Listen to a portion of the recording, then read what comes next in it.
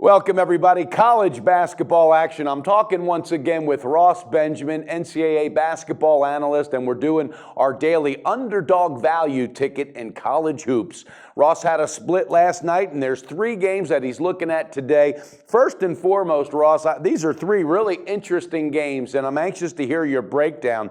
Let's get right into it. Virginia is going to Clemson. Clemson is getting 5 points on their home court. Now, Virginia is only 3-7 against the spread on the road, so they're not scaring a whole lot of people on the road against the spread. They are, however, going for their 3rd straight ACC regular season crown. What is it about Clemson on their home court that you like tonight to cash the ticket in this one?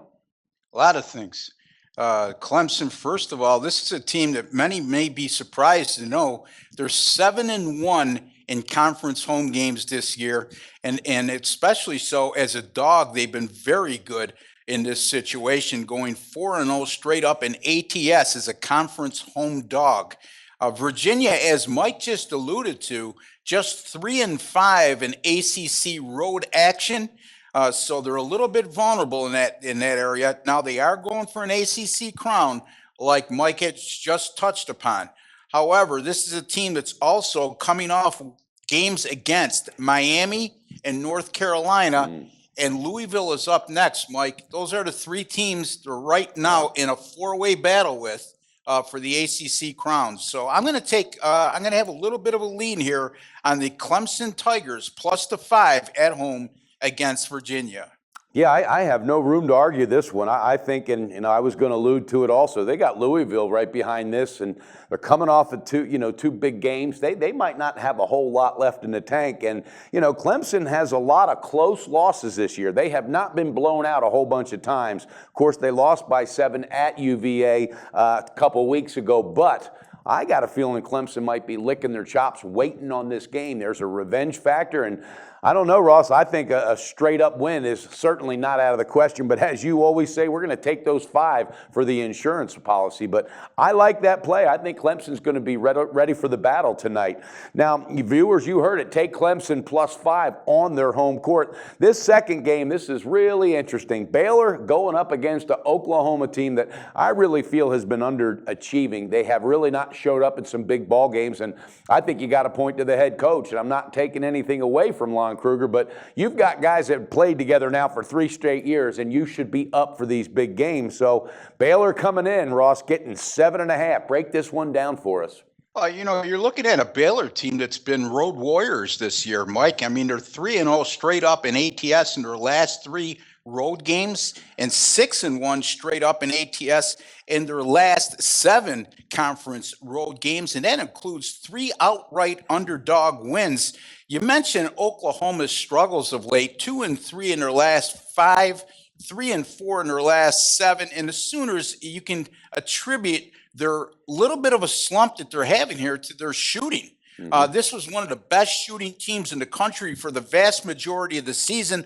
All of a sudden, over the last 5 games, they shot 40% or less in 4 of those 5 contests.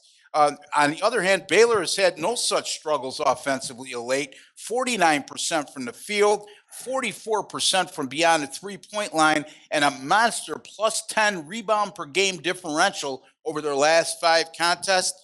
In the first meeting, Oklahoma was a 10-point winner at Baylor, Mike, but they shot 62% in that game, and they also made 16 threes. Based on their shooting performances of late, I don't think they're going to come anywhere close or near those shooting numbers. I like Baylor here in this spot, plus the 7.5 at Oklahoma.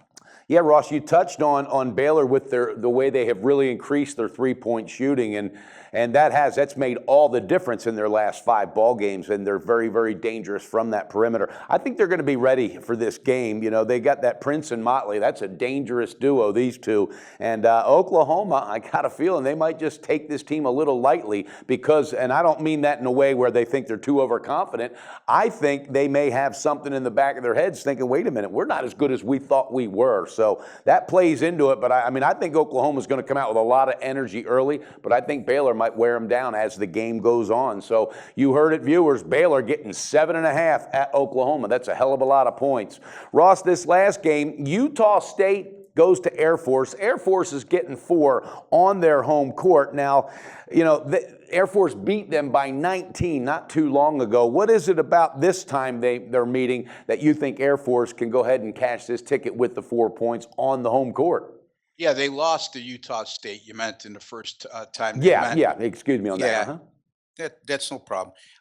Well, here's the thing, Mike. I mean, these are two lousy teams, and this Utah State team is probably the worst squad they've had on the court over the last decade. This isn't the team that we've seen gone to several NCAA tournaments and win a lot of Mountain West Conference crowns over that time frame. However, Air Force, on the other hand, started out just miserably in Mountain West Conference action.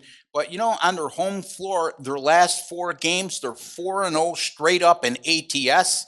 All 4 of those games came as an underdog, and they've cashed 6 of their last 7 games against the spread, so they've been a very good moneymaker.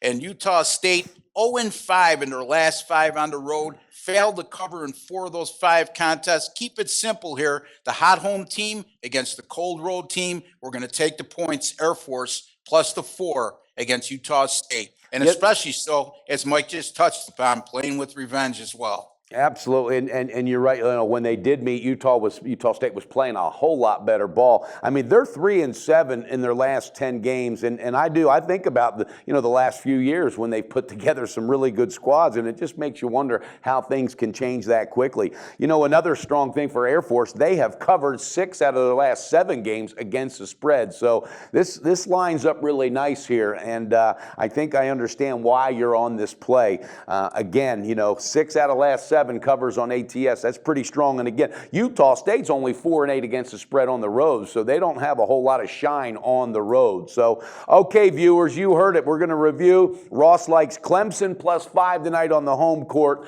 Baylor getting 7.5 points going to Oklahoma, and Air Force getting 4 points to protect their home court. Ross, thanks so much for all your information, for your breakdown. Beat the book hard tonight. I hope you go 3-0 and look forward to talking to you again real soon, my friend. Look forward to it as well, Mike. Thank you.